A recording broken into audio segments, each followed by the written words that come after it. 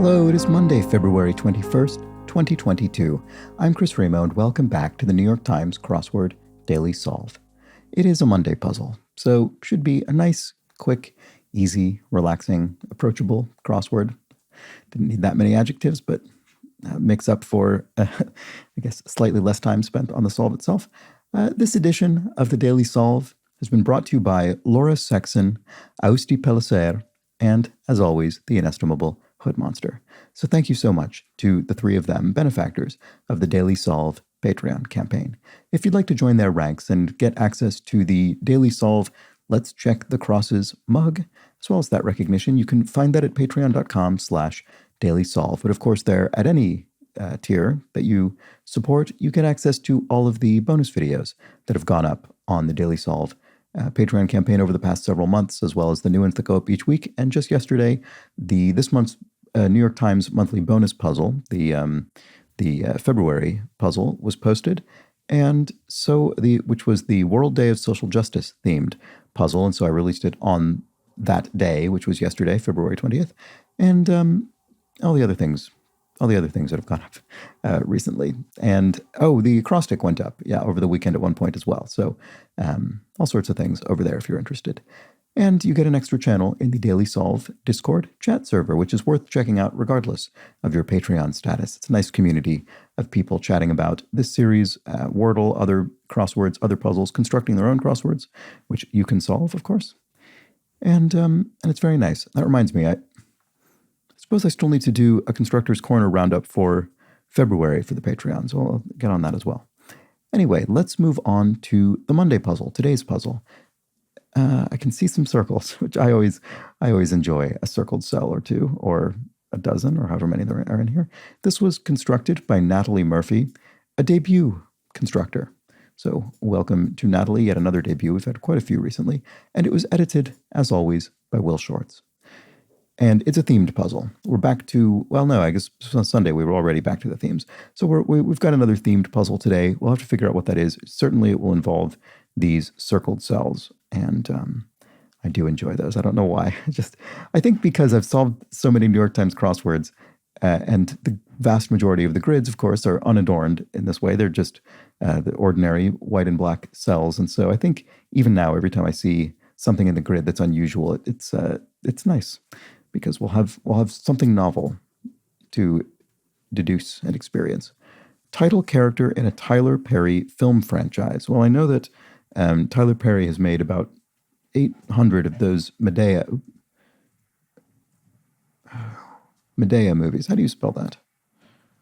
School reunion attendee. Okay, I thought it was A, but for some reason it looked odd to me.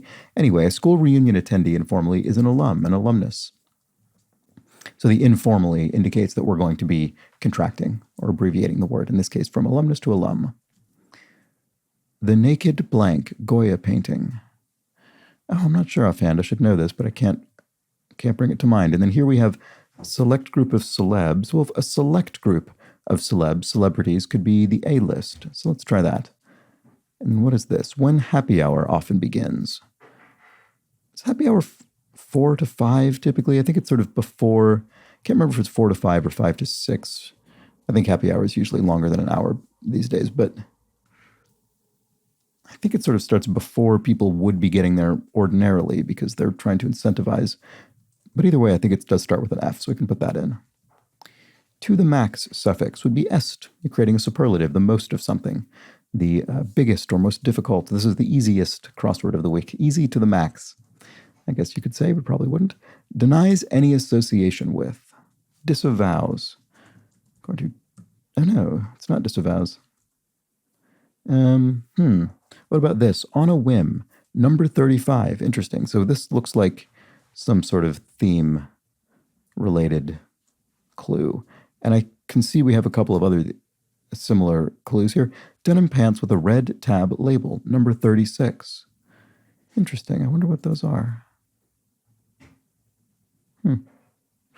Anyway, what about this? Largest movie theater chain in the U.S. AMC.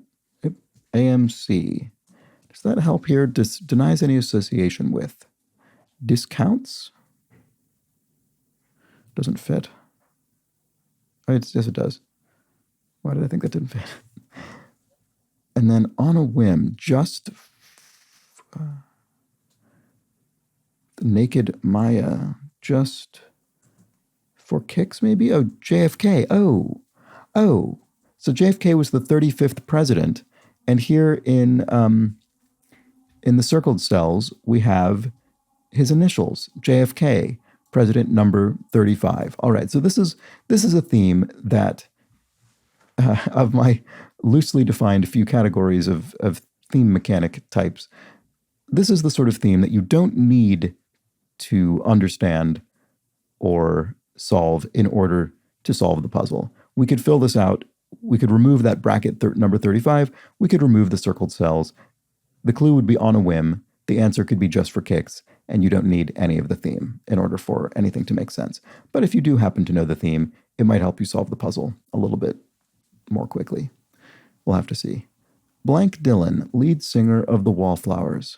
I don't know. I sort of remember that band being around, but I don't know.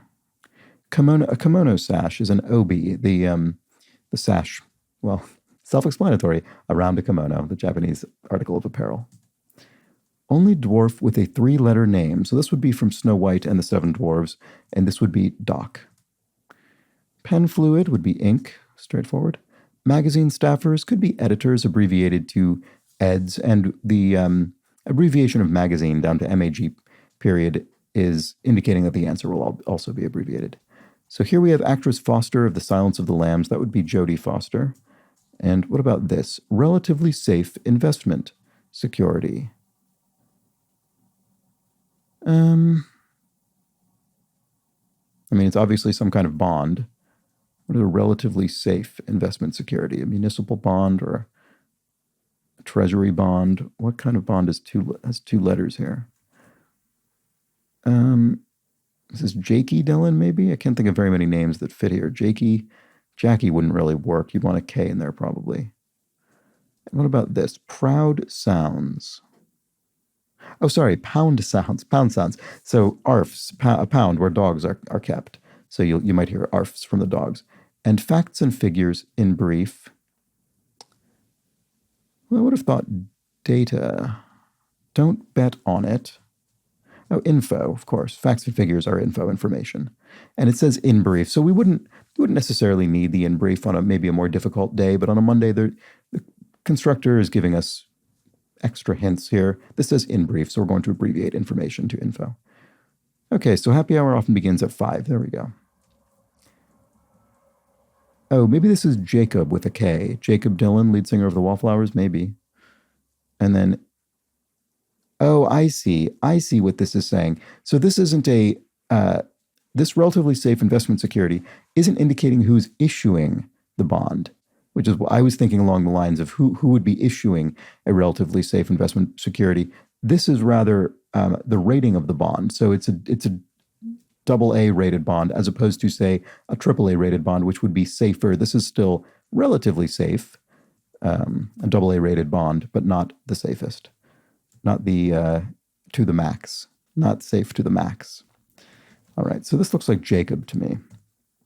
And oh, here we have denim. Oh, right, it's another theme clue. So denim pants with a red tab label, number 36.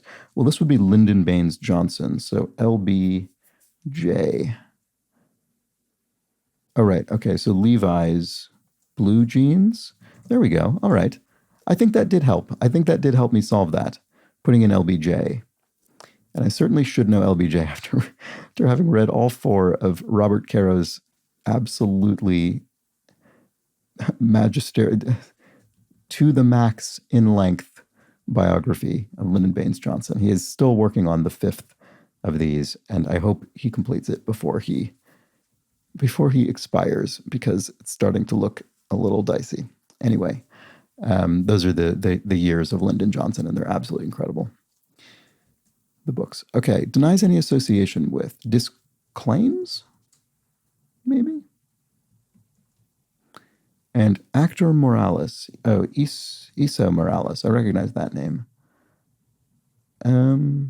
Complete 1 round of reps. You could do a set in a workout, complete 1 round of reps to do a set. Inter alia, among others.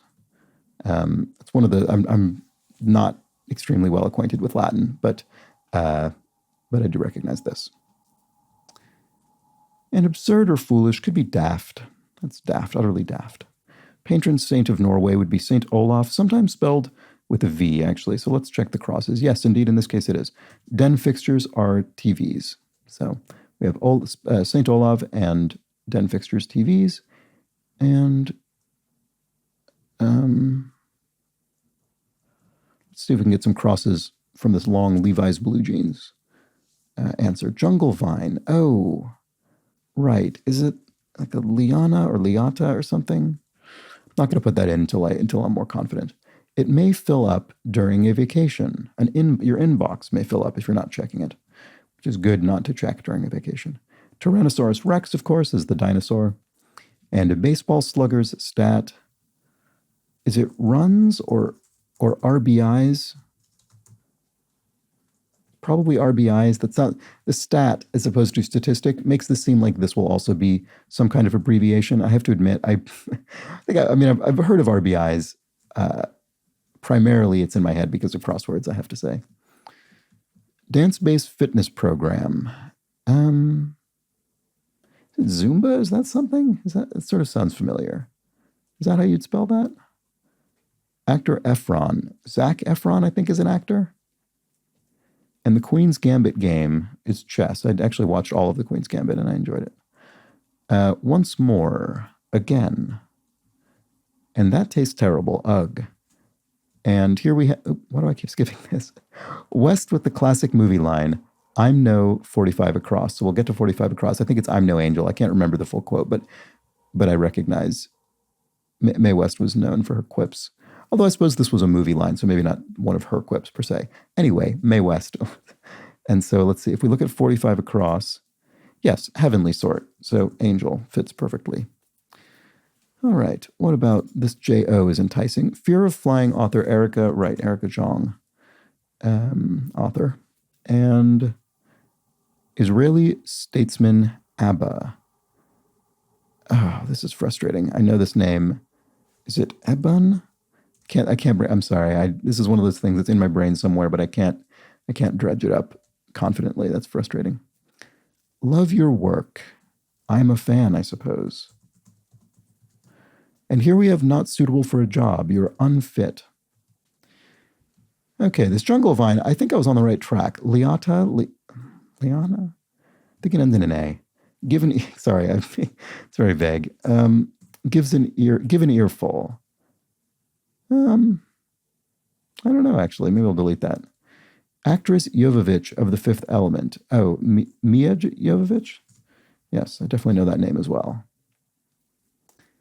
And keeps the engine running without moving. It idles. The engine idle. Well, he or she keeps the engine running without moving.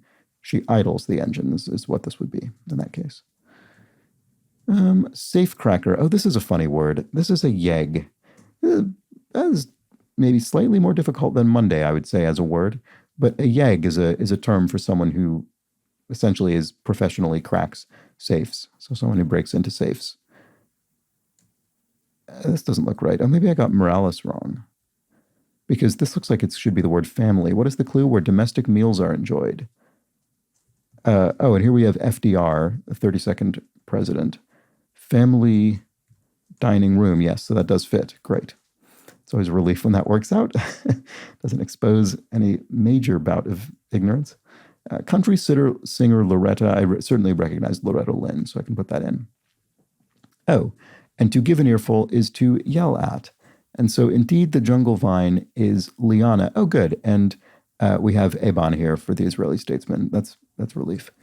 So those both came in. I would say this is some tough, some fairly tricky things for a Monday crossword, I would say, to be honest. Longtime electronics company. Could be many things. Obviously, RCA comes to mind. Actually, now I said there could be many things, and now I can't think of any. So maybe it is. Let's check the crosses. Tagline. Tagline could be the cost. The cost of an item could be a line on its tag. And electrical units could be amps, right? A unit of measurement, amps. 10 amps, for instance. So I guess it is RCA. Great. Well, good, because I actually couldn't think of any others. So I'm glad. Padlock fastener. What a hasp. It's part of a lock mechanism. And a relative of an ostrich or an emu is a rhea, another flightless bird. And here, nuclear experiments for short. This is one of those things. This is sort of like, if you recall, if you watched the video several days ago, where Amun-Ra was in the crossword one day, the Egyptian compound, the ancient Egyptian sort of compound fused deity. And then the next day, someone wrote in to say how ridiculous it is that in the crossword, Amun-Ra can be spelled at least 3 different ways.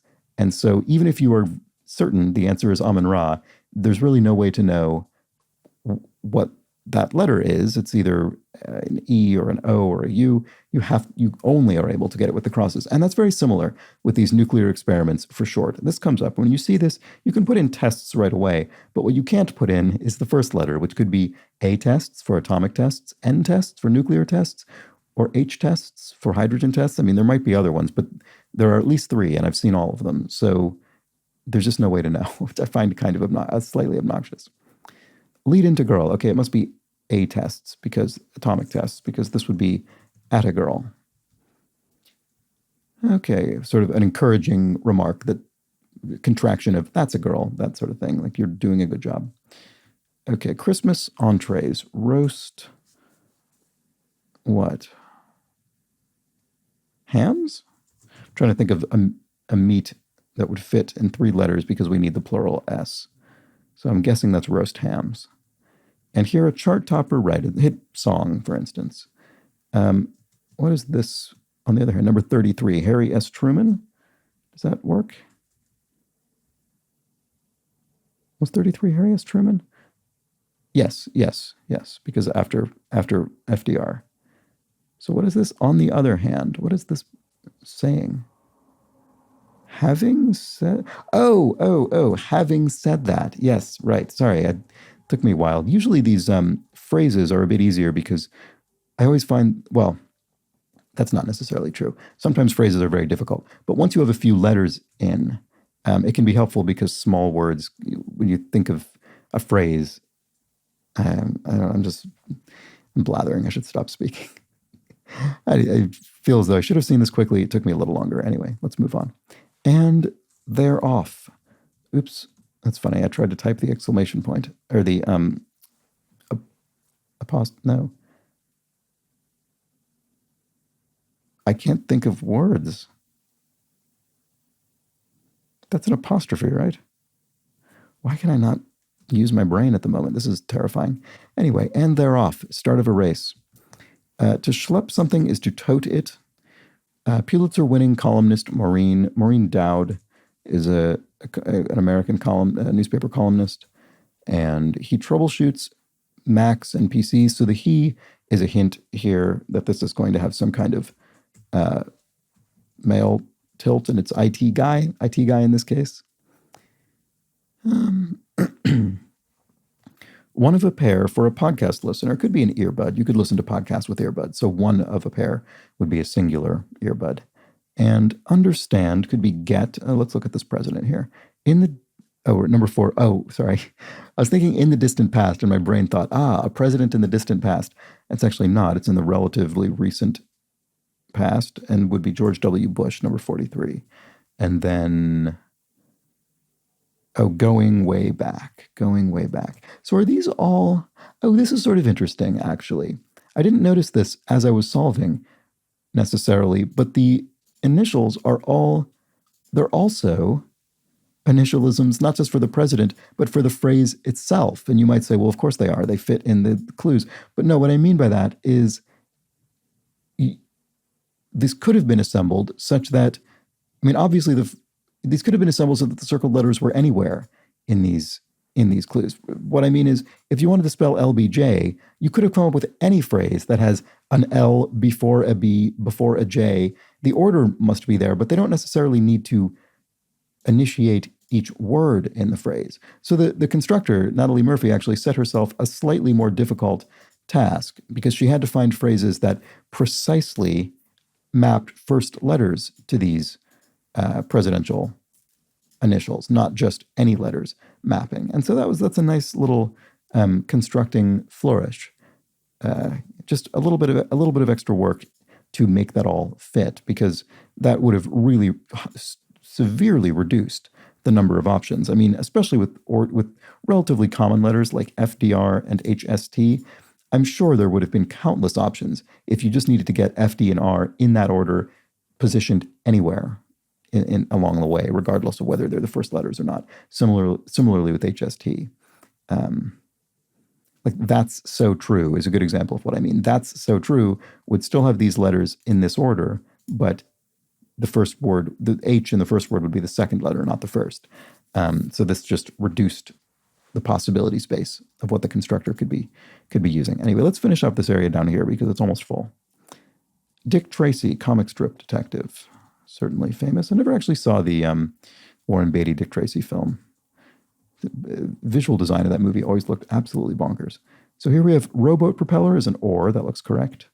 Savings for old age for short. This is, well, actually, you might be invested in some AAA bonds in your IRA, which is your individual retirement account, which is a tax-advantaged investment instrument in the United States.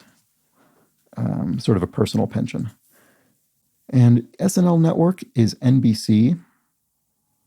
And again, you don't necessarily need this, but here the SNL being abbreviated indicates that we're going to abbreviate NBC as well. I mean, again, not strictly necessary because nobody refers to NBC as the National Broadcasting Corporation, but, you know, it's a Monday. We're being extra helpful. Here we have boa constrictor, the snake, and calms could be eases. Eases your fears, calms your fears. Some boxing decisions, in brief, could be TKOs, technical knockouts. I think I once called that total knockout, and that's wrong. Someone corrected me in the comments and said, no, technical knockout, so thank you. Juliet's love is Romeo, of course, and a frozen drink brand is Icy. Has come up before as a frozen confection or something, which I found odd, but technically true. It is a confection. Assistance is aid. Spousal greeting could be hi, hun, or something like that. I don't know. Probably starts with hi as a greeting. That's a joke. Could be I kid. That's a joke. And the Jungle Book wolf. Oh, Akela? Yeah, something like that. One of Santa's reindeer. Vixen is one of Santa's reindeer. In does that derive from the Night Before Christmas poem? Is that where? I mean, that's sort of how I know those. Is that where those originate, or do they originate from some earlier source? I don't know the answer to that. All of the names of Santa's reindeer.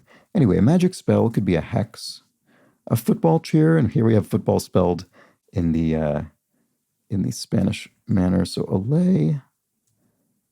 Now, this does look like Akela, doesn't it? And then photographer Golden, Nan Golden, I believe. Is that right? Does that work? Yes. Hi Hun and Akela. That means this would be Akela, which I think that does accord with my memory. So let's see. Yes.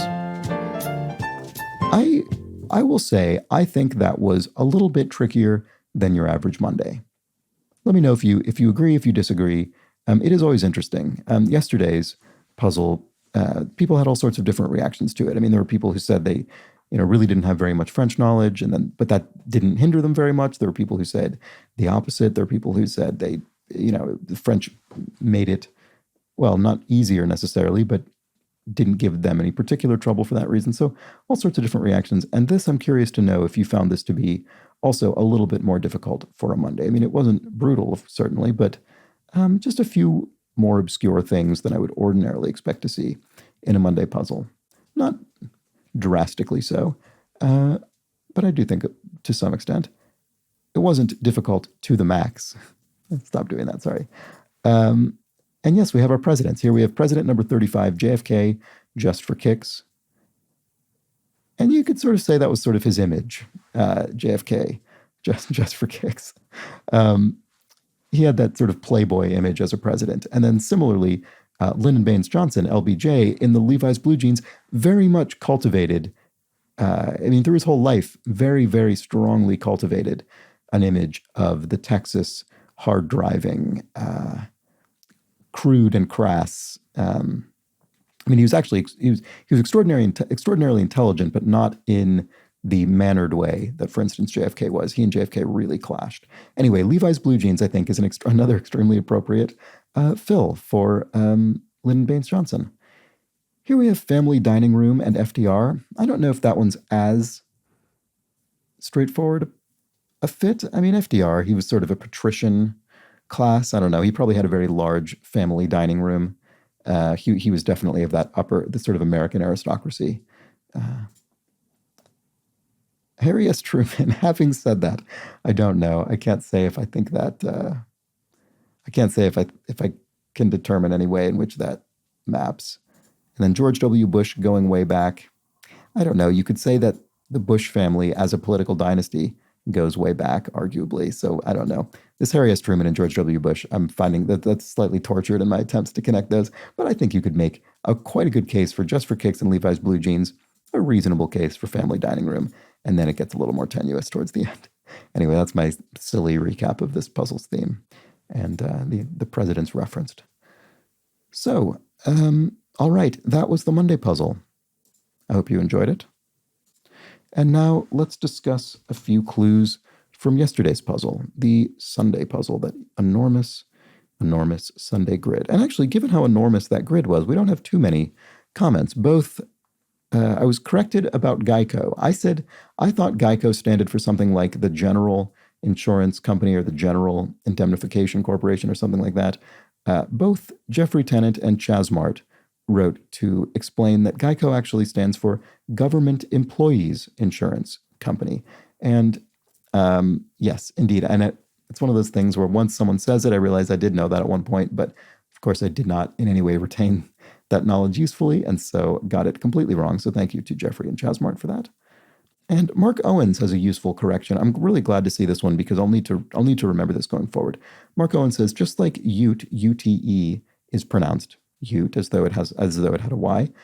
Ural, Ural, which I mispronounced Ural, as in the Ural Mountains, is pronounced Ural. So the Ural Mountains. That's very, very helpful. Thank you, Mark. I'm glad to know that.